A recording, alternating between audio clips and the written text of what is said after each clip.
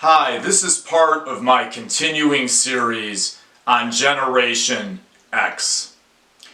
This video is going to be about the dating scene that Generation X encountered while they were in the dating scene, predominantly in the 1990s.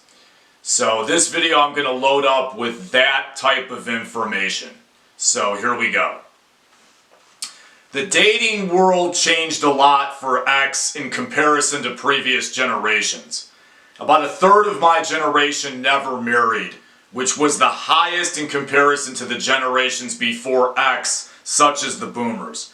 I think I will show you why later in this video.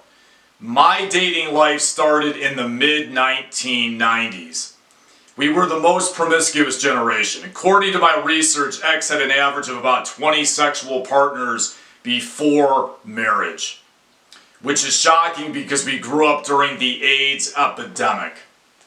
It's quite a shocking statistic in comparison to other generations based upon my research.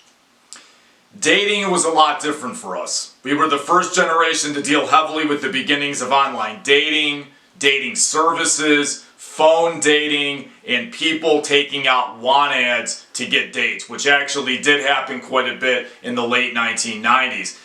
If you're interested, there's actually a really great film on this that came out in the late 90s called Next Stop Wonderland, which stars Hope Davis and a lot of other really great actors in this film. It was filmed in the area around Boston and in Boston, Massachusetts. It's a highly interesting film on that issue with dating in Generation X.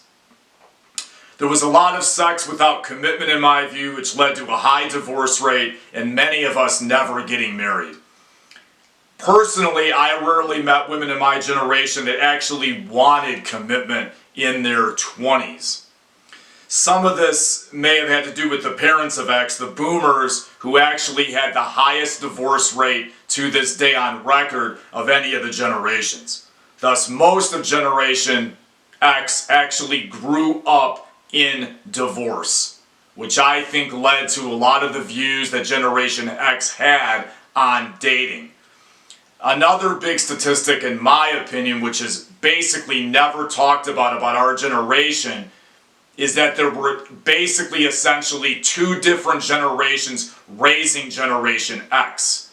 You had the boomers and some silent generation people that had kids later in life, so you had two different generations raising Generation X, which I think also created a lot of problems in the dating scene because you essentially had two different value structures raising kids in this generation. I think it produced either really conservative people or really liberal people or very libertarian people. You tended to get more of the extremes in philosophy, morality, and politics out of my generation from what I saw based on life experience. The dating scene of X was very fast, sexually and money driven. It was very sexual driven. Totally different than people born in the 30s and 1940s. A lot more women going to college during this time also contributed to these changes. More women becoming financially independent and didn't need marriage in my generation. During the time I was in college from approximately 1994 to 1999, for the first time in U.S. history, there were more women in college than men. I think this occurred approximately in about 1996. We were also the first generation where a lot of dating or romantic pursuit was done in dance clubs. This also totally changed the environment for us with dating.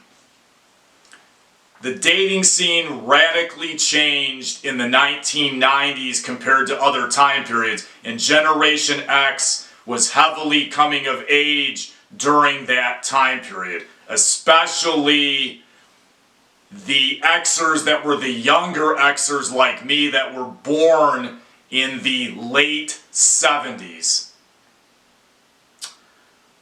Once again, thank you for your time. Thank you for your consideration. My next video is going to be on PBS, NPR, and the continuing controversies about that. In my view, it's really a wash.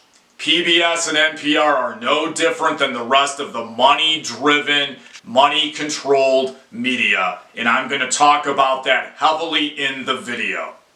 Thanks again. It's free to subscribe.